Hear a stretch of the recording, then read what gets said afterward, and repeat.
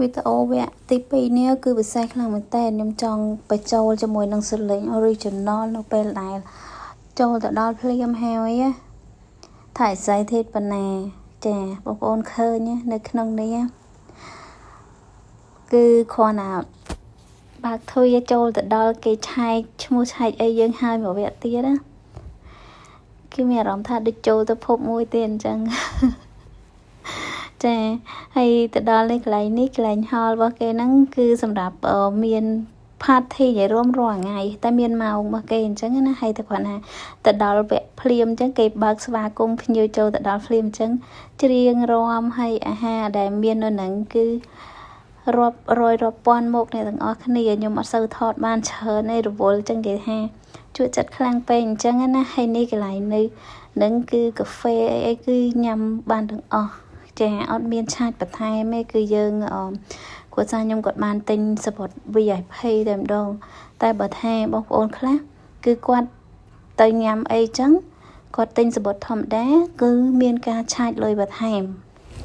អញ្ចឹងគឺងាយស្រួលដែរសម្រាប់ភ្ញៀវ VIP គឺយើងបានបន្ទប់គេងធំល្អមានប្អួតខាងក្រៅហើយយើងញ៉ាំអាហារនៅលើនឹងគ្រប់ហាងគ្រប់ restaurant 3គឺ free ទាំងអស់វគ្គបន្តទៀតអ្នកទាំងអស់គ្នានឹងឃើញហើយប៉ុន្តែបងឡាមិនសូវបានថតលម្អិតទេព្រោះអីរវល់តែអេសៃហ្មងអញ្ចឹងទៅក៏អត់សូវបានថតលម្អិតជាមួយអាហារឋានអីផ្សេងៗទេហើយទៅក៏មានការច្រៀងរាំកំសាន្តទាំងអស់គ្នាហើយមានខាងអ្នកតារាចម្រៀងល្បីជាច្រើនប្រចាំចឹងនិយាយថាដែលគាត់ភ័យច្រើនគាត់ដើរតាមកប៉ាល់តាមអីអញ្ចឹងណាចាអានេះខាងអ្នកដែលគាត់ចូលចិត្តជិះកប៉ាល់ជាអីគាត់ដឹងតែខ្ញុំអត់សូវដឹងទេព្រោះអីលើកទី1 surprise ខ្លាំងមែនតើចាសម្រាប់លើកទី1នៅក្នុងជីវិតតែម្ដងហើយសម្រាប់បងប្អូនណាខ្លះដែលមានបទពិសោធន៍ជិះកប៉ាល់ដំណើរកម្សាន្តបែបនេះចាជួយ comment ប្រាប់ផងប៉ុន្តែអ្វីដែលខ្ញុំសង្កេតមើលពេលទៅដល់គឺសម្រាប់ភ្ញៀវបរទេសភាគច្រើនគឺខ្ញុំអត់ជួបខ្មែរខ្ញុំអាចជួបប្រទេសជិតខាងទាំងសងខាងយើងបន្តតែខ្មែរសូម្បីតែម្នាក់គឺខ្ញុំអត់ជួបទេប្រទេសជិតខាងយើងតដែលគាត់ថាដែលបេននឹងថាចូលចតទៅប្រទេសគេអញ្ចឹងគេមានអ្នកខ្លះទិញ sport trip អញ្ចឹងឡើងមកលេងដែរអញ្ចឹងណាហើយភាគច្រើនគឺភ្ញៀវដែលគាត់ធ្វើការគាត់មានគ្រួសារដែលមានចំណូលខ្ពស់បានគាត់អាចនិយាយបានថាមានលទ្ធភាពគ្រប់គ្រាន់នឹងចំណាយជាមួយនឹងដំណើរកម្សាន្តនេះអញ្ចឹងណាហើយគឺពិតជា enjoy ខ្លាំងមែនតើហើយបន្ទាប់មកគឺយើងចូលអង្គុយសម្រាប់អីមួយផ្លែតមកដល់ព្រាមហើយគឺចូលឆែកមើលបន្ទប់មើល view មើលអីអញ្ចឹងណាហើយក្នុងហ្នឹងគឺ security គឺសុវត្ថិភាពខ្លាំងមែនតើតែម្ដងហើយយើងត្រូវតែចូលទៅដល់យើងធ្វើ system តាមការណែនាំរបស់គេទាំងអស់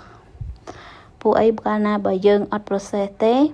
គឺវាចឹងគេថា system ទាំងអស់ហ្នឹងវាអត់ដំណើរការទូក៏អាចទៅមុខដែរអញ្ចឹងគឺ be careful ខ្លាំងមែនតើទៅដំបូងហើយខ្ញុំមិនដឹងអីទេគឺគ្រូសាស្ត្រខ្ញុំគាត់រៀបចំឲ្យទាំងអស់អញ្ចឹងណាចាតែគ្រាន់តែយើងមើលទៅពិតជាលំអិតខ្លាំងមែនតើខ្លាំងជាងយើងជិះយន្តហោះទេបងប្អូនធ្លាប់តែជិះយន្តហោះយើងcheck in ឈើដំណាក់កាលមានអារម្មណ៍ថាល្អិតណាប៉ុន្តែមកដល់លើកប៉ាល់គឺល្អិតខ្លាំងជាងនឹងមែនតើហើយនេះគឺបន្ទប់របស់ខ្ញុំនេះគឺបន្ទប់ VIP ណាលើកប៉ាល់ណាចាយើងមានចាបន្ទប់ទឹកធំទូលាយល្អហើយមានបន្ទប់ king bedroom ហើយជាមួយនឹងជាពិសេសគឺ view យើងនៅគៀនខាងណាអញ្ចឹងនៅនេះឃើញបន្ទប់ដូចអូតែលអញ្ចឹងអ្នកទាំងអស់គ្នាស្អាតគឺ comfortable ក្លិនក៏អូបដូចអូតែលផ្កាយ5អញ្ចឹងហើយមាន view មើលទៅសមុទ្រតែមានសូវបានគេងនៅក្នុងបន្ទប់មានសូវបានសារៈទេបានតែចូលថតរូបបន្តិចអីហ្នឹងព្រោះអីចេញទៅខាងក្រៅគឺមានអ្វីដែលល្អថ្មីប្លែកមើលច្រើនអ្នកទាំងអស់គ្នានិយាយមែនណាដើរលេងគឺពិតជាហត់ខ្លាំងអត់មានអត់ដូចយើងនៅផ្ទះហីចាហើយនេះចេញមកក្រៅបន្ទាប់ពីចូលឆែកបន្ទប់ឆែក ចឹងមើលក្នុងបន្ទប់ឯហើយក៏ចេញមកក្រៅគេមានអាចន់លើនេះដូចជាជាន់16ចាជាន់16 17ចឹងណាយើងចូលមកកន្លែងហ្នឹងទៅមានអាងហែទឹកនៅលើកប៉ាល់ហ្នឹងទៀតនៅលើកប៉ាល់មុនហ្នឹងណាវគ្គក្រោយឃើញហើយយើងញ៉ាំភីហ្សាមានប៊ឺហ្គឺមានស្រាភេសជ្ជៈអីផ្សេងស្រាក្លុកលំដាប់និយាយរួមគ្រប់ប្រទេសគឺមានទាំងអស់ចាមានទាំងអស់តែម្ដងគឺ enjoy នៅលើនឹងតែម្ដង enjoy live លើនឹងតែម្ដងហើយនេះកន្លែងខ្ញុំយើងជិះនៅជាន់លើហ្នឹងគឺមានយើងហាត់ទឹកហេតុអីចាអាំងថ្ងៃយ៉ាងអីចឹងទៅហើយនេះមកដល់មកឆែកមើល view កប៉ាល់ដែលរៀបចំចេញពីកំពង់ផែម៉ារណាបៃនិយាយរួមកំពង់ផែធំនៅសិង្ហបុរីសម្រាប់កប៉ាល់ធំមានកំពង់ផែមួយទៀតតែកំពង់ផែនេះវាមើលទៅឃើញ view ស្អាតខ្លាំងជាងដោយសារវានៅកណ្ដាលទីក្រុងអញ្ចឹងណានៅទាំងអស់គ្នាខ្ញុំស្ដាយខ្លាំងបើបានដាក់ភ្លេងចូលណាមិនដឹងជាគ្រាន់តែថាគ្រាន់បងប្អូនមើលហ្នឹងក៏មានអារម្មណ៍ថារំភើបចង់ឲ្យខ្លួនឯងនឹងទៅដល់ហើយហ្នឹងតែម្ដងនេះសម្រាប់អារម្មណ៍របស់ខ្ញុំផ្ទាល់ហើយជាមួយនឹងបទពិសោធន៍ថ្មីដំណើរកម្សាន្តមួយនេះគឺ surprise ទ្រីមែនតើតែអ្វីដែលខ្ញុំសោកស្ដាយគឺខ្ញុំបានត្រៀមខ្លួនជាមួយនឹងសម្លៀកបំពាក់ឲ្យត្រូវនឹងសមុទ្រឲ្យត្រូវនឹងដំណើរកម្សាន្តនេះទេកន្លែងហ្នឹងមួយសែនហ្មងហើយមើល view អ្នកទាំងអស់គ្នាយើងចឹងជូនពរអ្នកទាំងអស់គ្នាដែលបានមើលវីដេអូនេះឲ្យដែលចប់ដែលតាមដានបន្តគ្នាមកចាជូនពរអ្នកទាំងអស់គ្នាបានដើរលេងដំណើរកម្សាន្តបែបនេះចាដូចបងឡាដែរអញ្ចឹងណាគឺ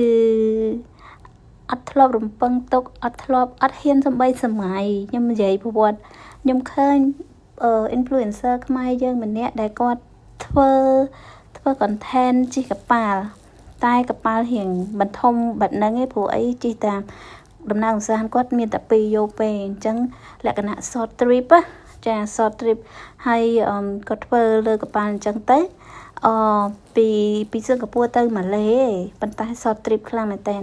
ហើយខ្ញុំគិតថាអូយជាតិហ្នឹងបានជីកប៉ាល់អត់ទេគ្រាន់តែគិតអញ្ចឹងមិនតែអត់ប៉ងទេគ្រាន់ថាអូយអារម្មណ៍មួយថាឃើញតែរំភើបណាមិនតែអត់ប៉ងអត់សង្ឃឹមថាខ្លួនឯងបានជិះកប៉ាល់លេងបែបហ្នឹងទេចានេះគឺអារម្មណ៍ដែលខ្ញុំនិយាយថារំភើបខ្លួនឯងខ្លាំងមែនតើអរគុណដែលបានទៅដល់ទីនោះអញ្ចឹងណានឹងសង្ឃឹមថាអ្នកដែលមានអារម្មណ៍ដូចខ្ញុំនឹងដែលមានអារម្មណ៍ថាចូលចិត្តដើរលេងចូលចិត្តអ្វីដែលថ្មីក៏មានអារម្មណ៍ដូចខ្ញុំនេះកំពុងនិយាយដែរស្រាប់តែមួយរយៈក្រោយមកប្រហែលជាមួយខែជាង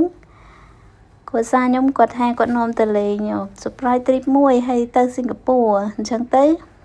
គាត់បានប្រាប់ដែរគាត់ថាទិញរោគពីផ្កាមកហើយខ្ញុំក៏អត់បានចាប់អារម្មណ៍ទេហើយខ្ញុំអត់មានរោគផ្កាទេគាត់ប្រាប់តែប៉ុណ្្នឹងឯងគាត់ថា surprise trip ខ្ញុំគិតថារោគផ្កាមានតែទៅសមុទ្រហើយសិង្ហបុរីណាមានអីគួរឲ្យចាប់អារម្មណ៍តាក់ទងនឹងសមុទ្រវាមានឆ្នេរសមុទ្រអីប៉ុន្តែវាមិនចាំបាច់យើងស្លៀកពាក់លក្ខណៈរ៉ូបទៅសមុទ្រអីនិយាយរួមគិតដល់លេងហ្មងចាទៅពេលមកដល់បើក្នុងវីដេអូនេះនិយាយហើយនិយាយទៀតលក្ខណៈថាខ្ញុំមិនស្អាតតិចនឹងខ្លួនឯងមានអារម្មណ៍ថាអូយខ្ញុំអត់សោកមែនហ្នឹងខ្ញុំអត់សោកមែនគិតអញ្ចឹងគ្រាន់តែដឹងភ្លាមមកគឺរំភើបហើយបានមកដល់លើទូកឈានដំណើរត្រង់ជួរហើយគេចាប់ផ្ដើមរំភើបខ្លាំងរហូតតែម្ដងចឹងនៅក្នុងវីដេអូហ្នឹងគឺចង់និយាយថាពេលខ្លះនិយាយនៅរំភើបសម័យដល់រូបភាពដែលលេងកន្លែងទាំងអស់គ្នាហើយនេះយើងចេញពីកប៉ាល់ចាប់ផ្ដើមចេញមកណាអញ្ចឹងយើងចាប់ផ្ដើមមើលឆ្ងាយសន្លឹមពីនឹងទេសភាពទីក្រុងសិង្ហបុរីទាំងមូលចាហើយនេះគឺចាមហាសមុទ្រគឺចាប់ផ្ដើមទូកកប៉ាល់ចេញបដាបដាហើយអញ្ចឹងដឹងស្រាប់ហើយប្រទេសសិង្ហបុរីគឺនៅលើកោះមួយដោយដាច់ដោយឡែកហើយនេះយើងចេញពីតំបន់គោកឡើងលើកប៉ាល់ចាក់ចេញពីសិង្ហបុរីបដាឆ្ពោះទៅកាន់តំបន់ផ្សេង miền có miền bọn đầm nào mà sang tới khang tới chỗ mà lềแต่xaได้ trip មួយវគ្គហ្នឹងគឺត្រូវមានកន្លែងចុះលេងច្រើនណាដែលថាក្នុងចន្លោះហ្នឹងគឺមានភ្លៀងតែពេលមានភ្លៀងអញ្ចឹងគឺយើងអត់ហ៊ានទៅទេអត់ហ៊ានចុះទៅទេពេលខ្លះខ្លាចរលកបោកអីខ្លាំងអញ្ចឹងអ្នកនរគ្នាសម័យមើលយើងនៅក្នុងមហាសមុទ្រណានៅក្នុងសមុទ្រដ៏ធំល្វឹងល្វើយណាហើយពេលខ្លះចង់ភ័យដែរសម្រាប់យើងដែលអត់មានបទពិសោធន៍ទៅពេលដែលកប៉ាល់ទៅឆ្ងាយអត់ឃើញកោះត្រយអត់ឃើញអីបន្តិចហ្មងណាមានអារម្មណ៍ថាខ្លួនឯងនឹងដល់ណាដល់ណីនេះនៅលើទូកឲ្យធ្លាប់មើលរឿងដែរហៀងរន្ធត់នៅកណ្ដាលសមុទ្រដាល់ទន្លេទៅពេលឲ្យពេលខ្លះក៏លួចសម័យលួចភ័យបដាហើយអញ្ចឹងណាយើងនេះអារម្មណ៍មួយសบายផងអីផងទៅពេលដល់ដាច់សន្លឹមឆ្ងាយពេកហើយនេះអ្នកទាំងអស់គ្នាភ្ញៀវខ្លះក៏គាត់លើកទី1អញ្ចឹងភ្ញៀវខ្លះក៏គាត់មានបទពិសោធន៍តែនិយាយថាវាច្រើនកន្លែងអញ្ចឹងណាក៏គាត់មក enjoy មកដើរមើលចេះហើយនេះអានេះរៀងយប់ហើយមួយអានេះរៀងថ្ងៃលិចហើយរៀងចាប់ដើមថ្ងៃលិចហើយហើយអ្នកខ្លះក៏គាត់នៅខាងក្រោមអ្នកខ្លះគាត់ឡើងមកលើដើម្បីមើលទេសភាពចាចាប់ផ្ដើម enjoy បដាហើយនៅខាងលើហ្នឹងវាក៏មានតន្ត្រីមានអីគេនៅមាន DJ អីចាក់ដែរ